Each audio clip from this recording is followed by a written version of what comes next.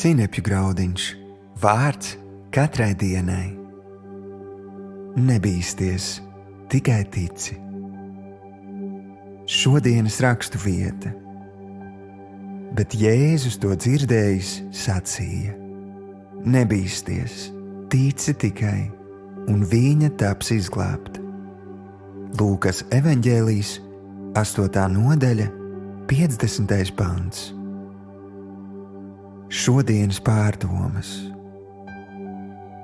Kādu dienu pie Jēzus pienāca kāds vīrs vārdā Jāirs un teica: Mana mazā meitiņa ir ļoti slima, viņa ir tuvu nāvei.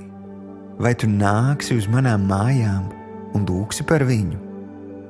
Jēzus piekrita doties, bet pa ceļiem viņam visu laiku nācās apstāties, jo cits pēc cita cilvēki viņu aizkavēja. Visbeidzot kāds sacīja: Jēzu, tu vari nenākt, par vēlu, jo meitene ir mirusi.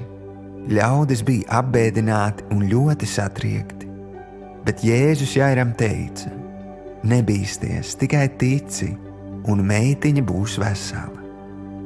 Ievēro vārdus, tikai tici.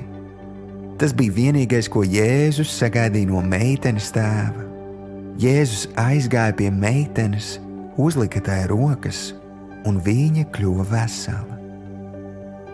Ja arī tu šobrīd esi saskāries ar situāciju, kurai risinājums šķiet neiespējams un dabiski nav redzams, kā tu varētu izķepuroties, apzinies, ka viena no svarīgākajām spējām, ko Dievs tev ir devis, ir spēja ticēt.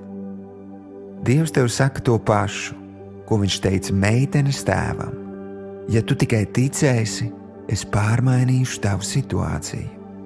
Ja tu tikai ticēsi Dieva apsolījumiem, tu redzēsi brīnumu un piedzīvosi uzvaru. Šodienas lūkšana.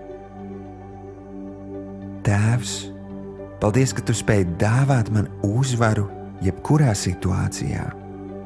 Paldies, ka rādi ceļu pat tad, kad šķiet tas nav iespējams. Es izvēlos nepadoties un stipri stāvēt ticībā. Jēzus vārdā. Āmen.